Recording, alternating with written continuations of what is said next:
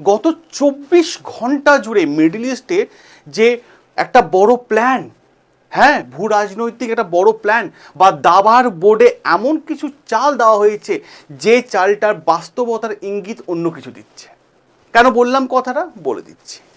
কারণ আপনারা জানেন যে আমেরিকা কি সত্যি শক্তি প্রদর্শন করছে মিডল ইস্টের মধ্যে, নাকি ক্রমশ নিয়ন্ত্রণ হারিয়ে মরিয়া হয়ে যাওয়ার একটা চেষ্টা উঠে এসেছে? এটাও কিন্তু প্রশ্ন। আপনারা নিশ্চয়ই এতদিন এই খবরে দেখেছেন যে আমেরিকা ইরানের ওপর শতাব্দীর সেরা বড় সামরিক হামলা চালিয়েছে। আর এই বলি বা এই হামলার পেছনে শুধু সামরিক শক্তি নয়, বরং ভূ রাজনৈতিক হতাশা এবং ব্যর্থতার একটা ছাপ কিন্তু লুকিয়ে আছে। যারা আপনারা এই চ্যানেলটা রেগুলার ফলো করেন, আপনারা জানেন যে এই চ্যানেলটা প্রত্যেকটা বিষয় যুক্তি সহকারে আপনাদের সামনে পরিবেশন করে থাকে এবং আর্টিকেল নিয়ে এসে কথা বলে। কারণ আর্টিকেল ছাড়া আমরা কোনো কথা বলি না। আর যদি বলি ডোনাল্ড ট্রাম্প হঠাৎ করে এতদিন কোথাও না গিয়ে তুরস্কের প্রেসিডেন্ট এরদোয়ানের সাথে মিটিংয়ে করলেন এবং যে তুরস্কের সাথে এতদিন ধরে আমেরিকার শত্রুতা ছিল সেই তুরস্কের সাথে বন্ধুত্বের হাত কেন বাড়িয়ে দিলেন, এই বিষয়টাও আমরা আলোচনা করব। আর যখন তুরস্কের সাথে বন্ধুত্বের হাত বাড়িয়ে দিলেন, ঠিক সেই সময় আমেরিকার চরম মিত্র বা বন্ধু ইসরায়েল এবং ইসরায়েলের প্রেসিডেন্ট নেতানিয়াহু কেন উদ্বেগ প্রকাশ করলেন? এর পেছনে কি লুকিয়ে আছে ভূ রাজনৈতিকের বড় সমীকরণ? আমরা এই বিষয়টাও কিন্তু আজকে ভিডিওতে আলোচনা করব এবং এই ভিডিওটা শেষে আমি আপনাদের সামনে এমন একটা গুরুত্বপূর্ণ বিষয় তুলে ধরবো যার ব্যাখ্যার করতে আপনাদের সামনে বেশ কিছু জায়গায় তথ্য আসবে, যেখানে আপনাদের সামনে ক্লিয়ার হবে যে ইরান আমেরিকার সাথে চুক্তি করতে আগ্রহী নয় কেন।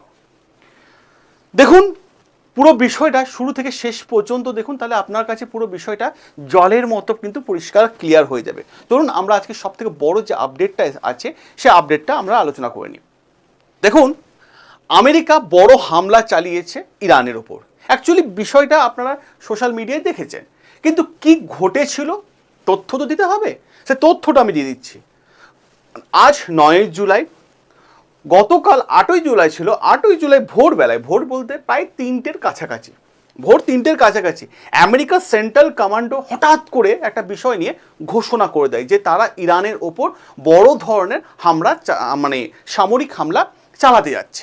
এটা কিন্তু পরিষ্কারভাবে তারা ঘোষণা করে দেয় এবং পশ্চিমা মিডিয়া সেই সময় দাবি করে যে এই হামলা হচ্ছে যে এতদিন ইরান আমেরিকার যে যুদ্ধ চলছিল তার থেকেও বড় হামলা কিন্তু হতে চলেছে এবং কয়েকশো গুণ শক্তিশালী একটা হামলা হতে চলেছে।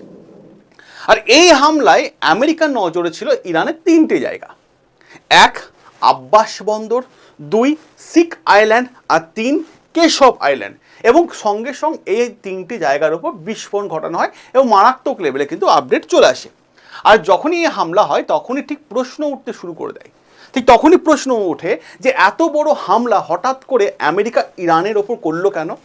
যে ইরান আমেরিকা বলছিল যে আমরা এবার শান্তির চুক্তি দিকে এগিয়ে গেছি, সেখানে এত বড় হামলা কেন? কারণ আমেরিকা একটা নতুন একটা তথ্য দাবি করেছে, যে সেই দাবিটার জন্যই কিন্তু তারা ইরানের ওপর হামলা করেছে। সেই তথ্যটা কি? আমেরিকার দাবি যে গত 2 দিন ধরে হরমুজ প্রণালীর কাছে ইরান কি করেছে, যে 3টে বাণিজ্যিক জাহাজ যাচ্ছিল, সেই 3টে বাণিজ্যিক জাহাজের ওপর তারা অভিযান চালিয়েছে, আটক করেছে এবং পাশাপাশি এটাও অভিযোগ করে যে আমেরিকা ইরানকে যে পূর্বে শর্ত দিয়েছিল যে এই 60 দিন কোনো জাহাজের ওপর হামলা হবে না, সেই শর্ত লঙ্ঘন করেছে, কিন্তু তার জন্য এই আক্রমণটা করা হয়েছে। তাহলে এবার একটা বড় প্রশ্ন, এই বিষয়টা কি সত্যি এত সহজ? কেন বললাম বলুন তো? আমি বলছি। তার আগে আমি আপনাদের আর একটা তথ্য দিই।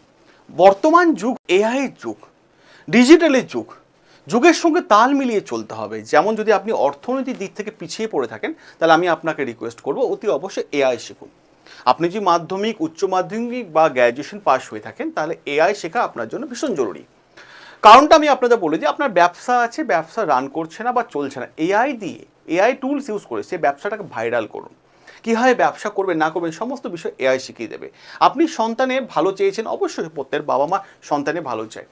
এবার সন্তানকে খুশি রাখার জন্য যখন যা চেয়েছে তাই দিয়েছেন, কিন্তু আমি আপনাকে বলবো এবার তার হাতে আবার ভবিষ্যৎ উপহার দিন। এই ভিডিওর কমেন্ট বক্সে চলে যান, এআই ব্যাচের লিঙ্ক আছে, সেখানে গিয়ে আপনার সন্তানকে আপনার ভবিষ্যৎ উপহার দিন, যাতে তার ভবিষ্যৎটা উজ্জ্বল আলোয় আলোকিত হয়ে যায়। এবার আসি আমাদের আরেকটা গুরুত্বপূর্ণ জায়গা। দেখুন, বিষয়টা আমি আপনাদের আরেকটা জিনিস ক্লিয়ার করে দিই। হামলার আগে আমেরিকা ইরানের উপর হামলা করেছে। এই হামলার আগে একটা অর্থনৈতিক চাপ কিন্তু আমেরিকা ইরানের উপর প্রয়োগ করেছে। বিষয়টা খুব ভালোভাবে কিন্তু লক্ষ্য করবেন। এখানে কি হয়েছে, হামলার মাত্র কয়েক ঘন্টা আগে, অর্থাৎ বলা যেতে পারে 7ই জুলাই এবং 8ই জুলাই, এই মিডিল রাত্রিবেলায়, ঠিক আছে, 7ই জুলাই মধ্যরাত্রে, 8ই জুলাই পড়ে গেল, রাত 12টার পর পেরিয়ে গেল, তো মধ্যরাত্র হয়েই গেল। এই মিডিল সময় মার্কিন প্রেসিডেন্ট ডোনাল্ড ট্রাম্প আরও একটা বিষয় ঘোষণা করে দেয়, এবং খুব ইন্টারেস্টিং ঘোষণা এটা। কিন্তু ঘোষণাটা কি করে, যে তিনি জানান যে ইরানকে যে শর্ত সাপেক্ষ বলা হয়েছিল যে ভাই তুমি বিশ্বের বিভিন্ন দেশকে তেল বিক্রি করতে পারবে, যে ছাড়পত্র দেওয়া হয়েছিল তা অবিলম্বে এখন বাতিল করা হচ্ছে। কে ঘোষণা করলো? ডোনাল্ড ট্রাম্প ঘোষণা করলো।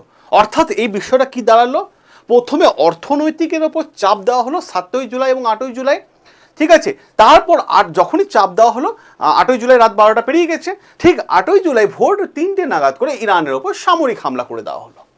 হ্যাঁ, আর এতেই অনেক জিওপলিটিক্সের এক্সপার্টরা কি দাবি করছেন, এতেই দাবি করছেন যে এটা কি শুধুমাত্র আমেরিকা ইরানের ওপর প্রতিশোধ নিল, নাকি এর পেছনেও রয়েছে আমেরিকা বড় কোনো কৌশল বা প্ল্যান, এটাও তথ্য সামনে আসছে। এবার প্রশ্ন হচ্ছে, হরমুজ প্রণালী, এই হরমুজ প্রণালীকে নিয়ে কেন এত উদ্বেগ আমেরিকা এবং ইরানের মধ্যে? আমি আপনাদের একটা কথা বলতাম না, যে হরমুজ তুমি কার, আমেরিকা নাকি ইরানের?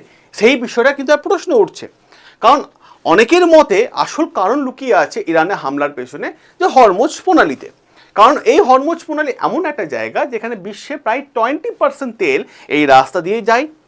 যদিও এই অঞ্চলে আমেরিকা প্রভাব কমে যায়, তাহলে শুধু মিডল ইস্ট নয়, বিশ্বের বাণিজ্যের একটা বড় প্রভাব পড়তে চলেছে।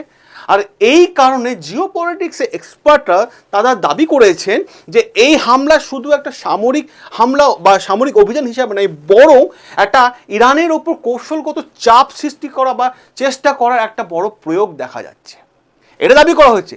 এবং এত কিছু হয়ে যাওয়ার পর, ইরানের 3টে জায়গা আক্রমণ হয়ে যাওয়ার পরও কিন্তু ইরান চুপ করে বসে আছে কেন? এই প্রশ্নটা কিন্তু সবাই তুলছে। এই প্রশ্নের উত্তর আমি আপনাদের দিচ্ছি। দেখুন, ইরানের দিকটা একটু খালি ভেবে দেখুন। এত বড় হামলার পর ইরান সরকারি বা সংবাদ মাধ্যমকে যারা জানিয়েছেন, তারা পরিষ্কারভাবে বলছেন যে তাদের ক্ষতি হয়েছে, কিছু স্থানের ক্ষতি হয়েছে, কয়েকজন আহত হয়েছে এবং তাদেরকে হসপিটালে ভর্তি করা হয়েছে। কিন্তু তারপর ইরান আবার দাবি করছে যে সমস্ত পরিস্থিতি এখন নিয়ন্ত্রণে রয়েছে ইরানের কন্ট্রোলে। ইরান কিন্তু এটা দাবি করছে। কোনো ধরনের বড় আতঙ্ক বা বিশৃঙ্খলার ছবি কিন্তু এখনো সামনে আসেনি। আর এই মুহূর্তে ইরানের যে প্রেসিডেন্ট পুরো সিস্টেমটাকে নিজে কন্ট্রোলে করেছে, বা ইরানের প্রেসিডেন্ট যে পুরো সিস্টেমটা নিজের জায়গায় এনেছে, তিনি হচ্ছে মাসুদ পেজেশকিয়ান। সেই মাসুদ পেজেশকিয়ান কিন্তু সেই মুহূর্তে ইরানে ছিল না। তাহলে ইরানে তিনি ছিলেন কোথায়? তিনি ছিলেন ইরাকে গেছেন ঘুরতে। এর ইরাকের নাজাফ বলে একটা জায়গা আছে, সেই নাজাফে মিটিং করতে গেছেন ইরাকের সাথে, এবং তড়িঘড়ি করে তিনি ইরানে ফিরে আসেন। আর যখন তড়িঘড়ি করে ইরানে ফিরে আসে, তেহরানে ফিরে আসে, তখনই পুরো চিত্রটা, পুরো আতঙ্কের ছবিটা তিনি যেন মুছে দেন। কারণ অনেকের মতে এরকম পরিস্থিতির জন্য ইরান হয়তো আগে থেকে প্রস্তুত ছিল যে আমেরিকা হয়তো আগেই আবার হামলা করতে পারে। আর যখন এরকম হামলা হচ্ছে, ঠিক সেই সময় আরও দুটো দেশ, বাহরাইন আর কুয়েত, এই দুটো দেশে কি দেখা গেল, ব্ল্যাক আউট হয়ে গেল। ব্ল্যাক আউট বিষয়টা কি আমি আপনাদের বলি। যখনই খবরের সামনে আসতে লাগলো যে বাহরাইন এবং কুয়েতে কিছু জায়গা ব্ল্যাক আউট হয়ে গেছে, অর্থাৎ গোটা অঞ্চলে একটা আতঙ্কের পরিবেশ তৈরি হয়ে গেছে, এই যখনই তৈরি হয়ে গেছে, তাহলে এখানে কিন্তু একটা বিষয় ক্লিয়ার হয়ে যায়। কি ক্লিয়ার হয়ে যায়? যে মাঠে সামরিক হামলা চলছে, কিন্তু পুরো পরিস্থিতি নিয়ন্ত্রণ কার হাতে, এই বিষয়টা নিয়ে কিন্তু প্রশ্ন থেকেই যাচ্ছে। কার হাতে পুরো বিষয়টা? যখন বাহরাইন এবং কুয়েতের মধ্যে বিষয়টা গেল, ঠিক তারই পর সৌদি আরব এবং কাতারে কিন্তু কড়া অবস্থান নিল ইরানের বিরুদ্ধে। কি হয়েছে দেখুন, আরও একটা গুরুত্বপূর্ণ তথ্য। 7ই জুলাই হরমুজ প্রণালীতে সৌদি আরবে একটা তেলের ট্যাঙ্ক এবং কাতারে একটা এলএনজি গ্যাসের ট্যাঙ্ক জাহাজ নিয়ে যাচ্ছিল, হরমুজ প্রণালী পেরোচ্ছে। সৌদি আরব এখানে অভিযোগ তোলে যে এই জাহাজের উপর হামলা করেছে ইরান। আর ইরানই কিন্তু সম্পূর্ণরূপে দায়ী। আর তারই জন্য সৌদি পররাষ্ট্রমন্ত্রী কড়া ভাষা জানিয়েছেন যে ইরানকে এর ফল ভোগ করতে হবে, কারণ ইরান আমাদের জাহাজে আক্রমণ করেছে। ঠিক সেই সময় ডোনাল্ড ট্রাম্পকে খবর দিয়ে দেয় শুধু সৌদি আরব নয়, কাতারের ডেপুটি মানে কাতার কি করেছে, ইরানে মানে রাষ্ট্রদূতকে ডেকে পাঠিয়েছে যে ভাই তুমি জানাও তোমরা কেন আমাদের জাহাজের উপর হামলা করেছো। আর এই দুটো হামলা, জাহাজের উপর যে হামলা, এই দুটো জাহাজের উপর হামলা কিন্তু একটা বিষয় কিন্তু গোটা বিশ্বকে বার্তা দিয়ে দিচ্ছে যে বিশ্ব জ্বালানি এবং আন্তর্জাতিক বাণিজ্যের ওপর কিন্তু আঘাত চলে আসছে। ঠিক অন্যদিকে আমেরিকা থাকতে না পেরে ডোনাল্ড ট্রাম্প জানিয়ে দেয় যে এই ধরনের হামলা কখনোই গ্রহণযোগ্য নয়, তার ফল কিন্তু ইরানকে ভোগ করতেই হবে। আর তারপরই শুরু হয়ে যায় আসল খেলা, সেটা